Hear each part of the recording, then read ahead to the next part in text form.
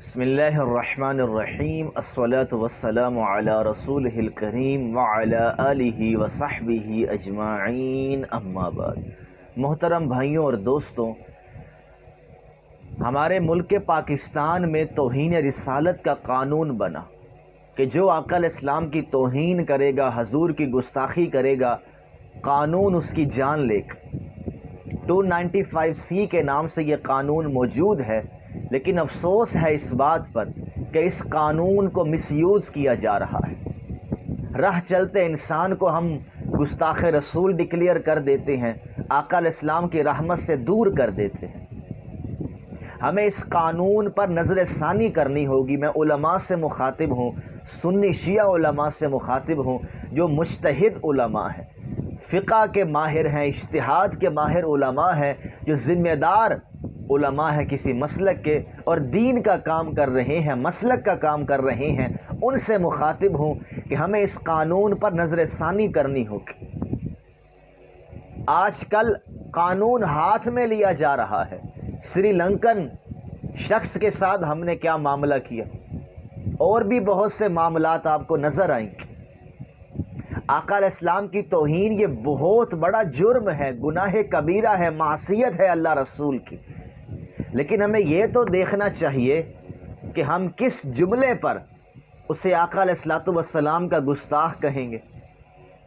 پھر یہ بھی ہمیں دیکھنا ہے کہ وہ کون سا ایسا جملہ ہے جس پر ہم اس بندے کی جان لیں گے، چونکہ کسی مسلمان کی یا کسی بھی انسان کی جان لینا ٹھوس دلائل کی بنیاد پر قرآن و سنت نے اجازت دی ہے، لیکن میرے پاس کوئی ٹھوس دلیل نہیں ہے، بس میرے مزاج کے مطابق مجھے ایک جملہ اچھا نہ لگا تو میں نے اس کی جان لے لی۔ یہ کہاں لکھا ہے قرآن و حدیث میں؟ کسی بھی شخص کو تاجدار کائنات کی رحمت سے دور کرنا، آپ کی نبوت سے بے نیاز کرنا، میں گستاخ رسول کی بات کر رہا ہوں۔ یہ بہت ہمت کی بات ہے۔ ہم اتنی ہمت کے ساتھ، ڈٹائی کے ساتھ لوگوں کو حضور کا گستاخ بنا کر، تاجدار کائنات کا دشمن بنا کر اسلام کی دعوت دے رہے ہیں، اور اسلام کا ایک اچھا امپیکٹ لوگوں پہ جا رہا ہے۔ توہین رسالت کا قانون تو بن گیا، لیکن اس پر عمل کیسے کیا جائے گا اس پر کسی کو ہوش نہیں۔ نہ علماء بات کرتے ہیں، نہ سیاستدان بات کرتے ہیں، نہ ہمارا قانون اس پر بات کرتا ہے۔ تو بھائیوں اور دوستوں، میں علماء سے بھی مخاطب ہوں، عوام سے بھی مخاطب ہوں کہ علماء سے پوچھیں، ورنہ راہ چلتے گستاخ رسول آپ کو مل جائیں گے۔ اور لوگوں نے کیا بھی ہے، شدت میں آ کر، جذبات میں آ کر بہت سے لوگوں کی زندگیاں خراب ہوئی ہیں۔ بہت سے لوگوں نے لا علمی میں کچھ جملے بولے، بہت سے لوگوں نے جہالت میں کچھ جملے بولے، اور بہت سے لوگوں نے غصے میں آ کر، اشتعال میں آ کر اس طرح کی باتیں کی ہیں۔ ان سب کو ہم توہین رسالت کے جرم میں قتل کر دیں گے۔ آپ فقہ کا مطالعہ کریں، ہماری کتابوں میں الفاظ موجود ہیں، جملے موجود ہیں، اس کی حدود اور قیود بیان ہوئی ہیں، پھر شرائط بیان ہوئی ہیں، مجرم کے حالات کی رعایت رکھی گئی ہے کہ اس نے کن حالات میں یہ جملہ بولا ہے۔ تو میں عرض یہ کرنا چاہتا ہوں کہ علماء بیٹھیں، ٹیبل ٹاک کریں، سنی، شیعہ، دیوبندی، بریلوی، اہل حدیث، تمام مکاتب فکر کے علماء نظر ثانی کریں کہ اس قانون کو مس یوز نہ کیا جائے۔ ہر گلی کا راہ چلتا مسلمان جو اس نے نماز بھی نہ پڑھی ہو، کبھی تاجدار کائنات پر درود بھی نہ پڑھا ہو، لیکن حضور کی محبت میں آ کر وہ بغیر تحقیق کے، بغیر دلائل کے آقا علیہ السلام کی تعلیمات کو وہ نہیں دیکھتا۔ وہ فلاں شخص نے حضور کے بارے میں نامناسب بات کی ہے، میں نے اس کی جان لینی ہے، یہ جذبات ہمارے کس نے بنائے ہیں؟ آقا علیہ السلام نے تو ایسی کوئی ترغیب نہیں دی۔ دیکھیں، ایک ہے گستاخ رسول کی جان لینا، میں عرض یہ کر رہا ہوں کہ یہ ثابت کیسے ہوگا کہ اس نے حضور کی گستاخی کی ہے؟ آپ خطباء کو دیکھیں، عید کے خطبے میں، جمعے کے خطبے میں، محافل میں، جوش خطابت میں بہت سی باتیں ہم ایسی کر جاتے ہیں جو نہیں کرنی چاہیے۔ کیا اس کو ہم گستاخی ڈکلیئر کریں گے؟ مناظرہ میں بہت سے جملے ایسے نکل جاتے ہیں، چلے آپ اس کو نامناسب بات کہیں، اہانت بھی کہیں کہ بھائی یہ جملہ نامناسب ہے، ہم حضور کے بارے میں ایسی بات برداشت نہیں کریں گے، اپنے الفاظ سے رجوع کرو۔ لیکن میں عرض یہ کر رہا ہوں کہ وہ کون سے جملے ہیں بغیر کسی اختلاف کے تمام مکاتب فکر فیصلہ کرے، وہ سٹیٹمنٹ، وہ سنٹینس کون سا ہے، وہ جملہ کون سا ہے جس پر ہم توہین رسالت کا پرچہ کروائیں گے، توہین رسالت کا مقدمہ کریں گے اور عدالت میں اس کو ثابت کر کے بندے کی جان لیں گے۔ وہ جملہ متعین ہونا چاہیے تاکہ عوام کو بھی اویئرنس ہو جائے کہ ایسی بات نہیں کرنی۔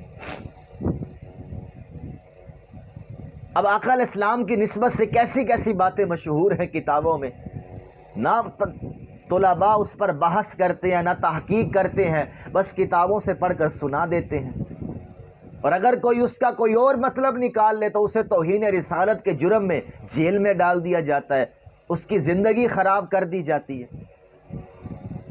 تو میں مخاطب ہوں علماء سے کہ ہم ایک ایسی کمیٹی تشکیل دیں کہ وہ ان الفاظ کا جائزہ لے، مجرم کے حالات کا جائزہ لے کہ اس نے کن حالات میں کن مواقع پر سیاق سباق کیا تھا، اس کی کنڈیشن کیا تھی، وہ دماغی طور پر کیسا تھا، غصے میں تھا یا صحیح رویہ تھا اس کا، اس نے الزامی طور پر بات کی ہے یا کسی اور پیرائے میں بات کی ہے۔ جان تو لے رہے ہیں آپ، لیکن کس بنیاد پر ہم جان لیں گے؟ چونکہ معاملہ حضور کی توہین کا ہے اور کسی انسان کی جان کا ہے۔ آقا علیہ الصلوۃ والسلام نے تو ماعز اسلمی کی جان لینے سے بھی 4 بار اس سے سوالات کیے تھے۔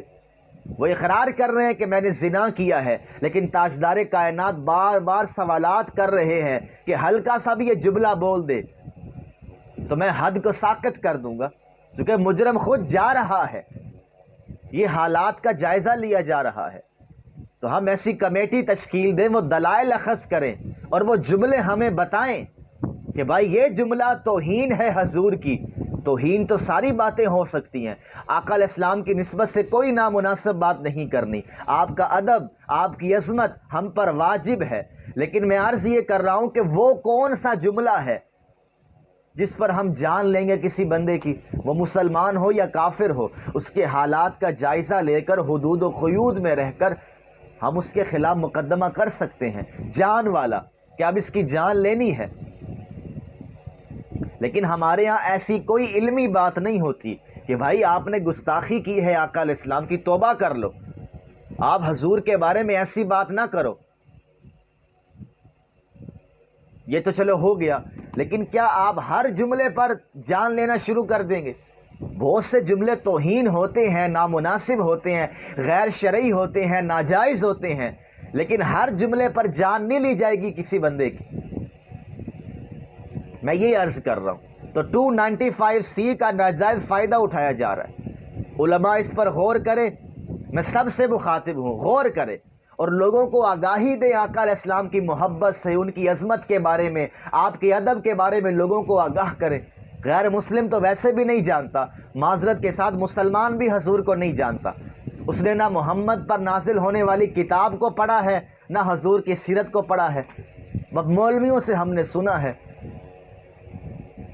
تو خدارہ توہین رسالت کے قانون پر عمل کیسے ہوگا، اس پر دوبارہ نظر ثانی کریں اور عوام کو اویئرنس دیں کہ بھائی جملے جیسے تیسے بھی ہوں، جس جملے پر ہم کسی بھی شخص کی جان لیں گے وہ یہ جملے ہیں۔ آقا علیہ السلام کی نسبت سے ایسی بات نہیں کی جائے گی، پھر اس کی بھی شرائط بیان کرے کہ ان حالات میں بولا گیا ہو تو پھر جان لیں گے، ان حدود اور قیود کا لحاظ اس نے نہیں رکھا پھر اس کی جان لیں گے۔ آج کل تو ہر بندے نے قانون اپنے ہاتھ میں لیا ہوا ہے،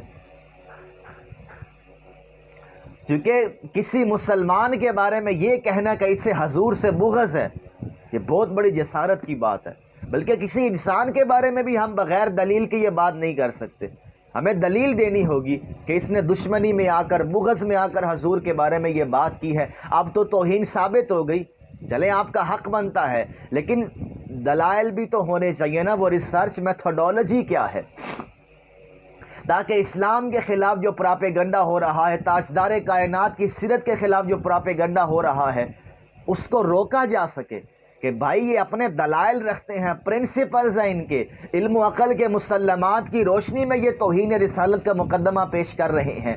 میں یہ عرض کرنا چاہتا ہوں، ہم اس پر ضرور غور کریں اور وہ سٹیٹمنٹ، وہ سنٹینس ہم لوگوں کو بتائیں، اس کی حدود و قیود کیا ہے، موقع محل کیا ہے، سیاق سباق کیا ہے، بولنے والے کی اپنی کنڈیشن کیا ہے۔